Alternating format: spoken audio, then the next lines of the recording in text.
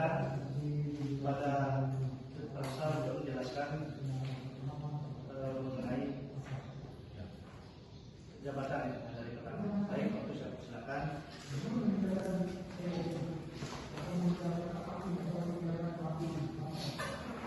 Baik, terima kasih ya kesempatan yang diberikan kepada saya.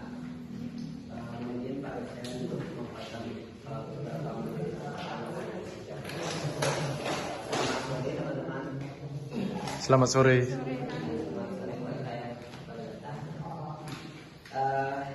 Sebelum kita memulai tentang apa itu analisis jabatan, kabarnya kita harus mengetahui juga tentang apa itu jabatan. Yang teman-teman lihat di depan, jabatan itu adalah kedudukan yang menunjukkan tugas, fungsi, tanggung jawab, wewenang, dan hak seorang pegawai ASN dalam satuan organisasi. Nah, lanjut kita menuju tentang apa itu analisis jabatan. Analisis jabatan adalah sebuah proses yang dilakukan untuk mendapatkan dan mengolah data menjadi sebuah informasi. Jabatan yang disajikan dalam bentuk deskripsi dan spesifikasi jabatan. Ya, suatu proses yang dilakukan untuk mendapatkan dan mengolah data. Terus tugas dan tanggung jawab seseorang dalam analisis jabatan. Adapun tugasnya itu yaitu menentukan kemampuan, tugas dan tanggung jawab yang dibutuhkan untuk menyelesaikan sebuah pekerjaan. Terus selanjutnya, apa tujuan analisis jabatan? Adapun tujuannya itu yang pertama itu proses rekrutmen dan seleksi karyawan. Terus yang kedua itu melakukan analisis terkait performa karyawan. Yang ketiga itu pelatihan dan pengembangan karyawan. Terus yang keempat menentukan kompensasi karyawan. Yang kelima merancang pekerjaan. Baik, itu beberapa materi yang saya paparkan. Untuk selanjutnya saya kembalikan lagi kepada moderator. Terima kasih.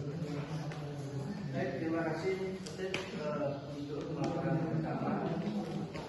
Selanjutnya saya akan berikan kesempatan kepada paparan yang kedua yang dijelaskan oleh Pak Khusus nama. Baik, terima kasih. Selamat sore Pak Dosen, selamat sore teman-teman semua. Selamat sore. Materi tentang ini kembali saya lanjutkan terkait dengan manfaat daripada analisis jabatan. Manfaatnya yang pertama yaitu dalam mengenali kemampuan dan tugas yang dilakukan. Dan selanjutnya yang kedua ada membuat metode evaluasi yang tepat, serta yang ketiga menentukan daripada gaji dan promosi karyawan, dan yang terakhir menghadapi permasalahan di karyawan. Nah, itu manfaat daripada sebuah analisis jabatan.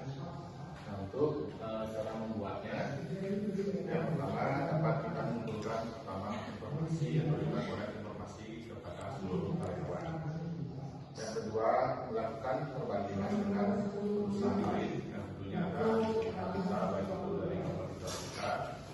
Terus yang ketiga itu fokus dengan kebutuhan perusahaan.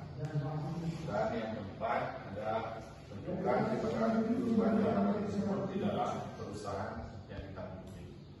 Terus yang kelima menyesuaikan daripada spesifikasi jabatan. Dan yang keenam salah satunya juga membuat deskripsi pekerjaan tentunya yang tepat terkait dengan analisis yang kita lakukan dalam sebuah jabatan.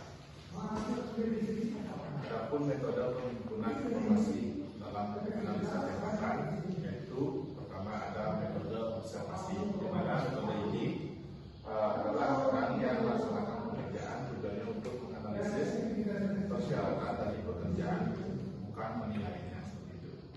Terus ada yang kedua metode wawancara, yaitu mewawancarai daripada pemegang pekerjaan dan atasan mereka. Yang ketiga ada metode kuesioner, yaitu memberikan kuesioner kepada karyawan dan meminta karyawan untuk mengisi kuesioner tersebut dengan menjelaskan tugas tugas dan tanggung jawab mereka sesuai dengan jabatan yang dimiliki.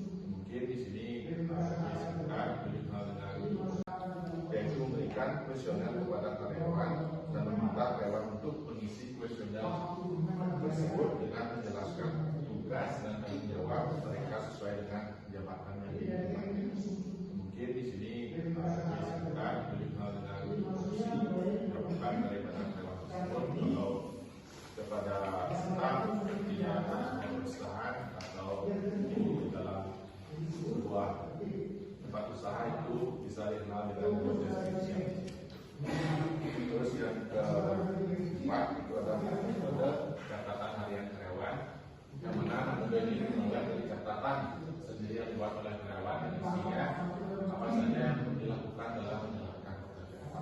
Nah, kalau istilahnya sekarang itu lebih dikenal dengan ya mungkin itu materi yang dapat saya paparkan. Asalnya saya kembalikan untuk yang tiga yang memaparkan. Selamat sore Pak Dosen, selamat sore teman-teman. Saya akan melanjutkan pertanyaan-pertanyaan yang umum digunakan dalam analisis jabatan dengan menggunakan metode wawancara. Yang pertama ada apa saja yang dilakukan oleh jabatan. Yang kedua ada apa yang merupakan tugas utama dari posisi Anda. Yang ketiga ada dalam lokasi fisik apakah Anda bekerja. Yang keempat pendidikan, pengalaman, keterampilan, dan bila diperlukan sertifikat dan surat izin apakah yang merupakan persyaratan.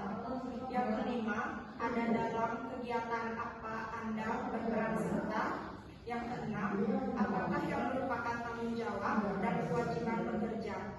Yang ketujuh, apa yang merupakan tanggung jawab dasar atau standar kinerja yang menjadi ciri khas kerja Anda.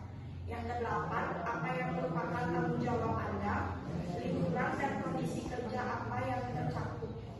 Yang kesembilan, apa yang merupakan tuntutan misi jabatan, tuntutan emosional dan mental. Yang ke-10, apa yang merupakan persyaratan kesehatan dan keamanan.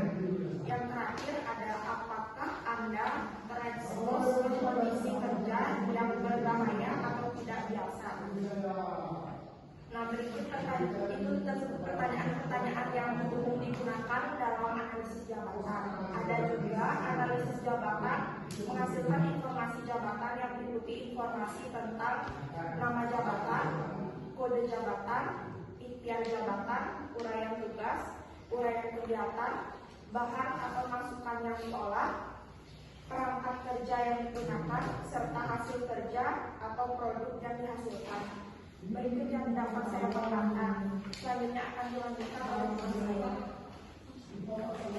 Baik, selamat sore Pak Dosen, saya akan lanjutkan contoh analisis jabatan untuk dijadikan referensi. Nama jabatan kepala seksi produksi tengah, tanggung jawab manajer produksi, level manajer ini, jawab kerja. Lokasi PT Jawab PK menurut Menteri Jabatan Widodo, Produktif Safety Gedung. Selanjutnya ada spesifikasi kerja. Pendidikan minimal S1 di bidang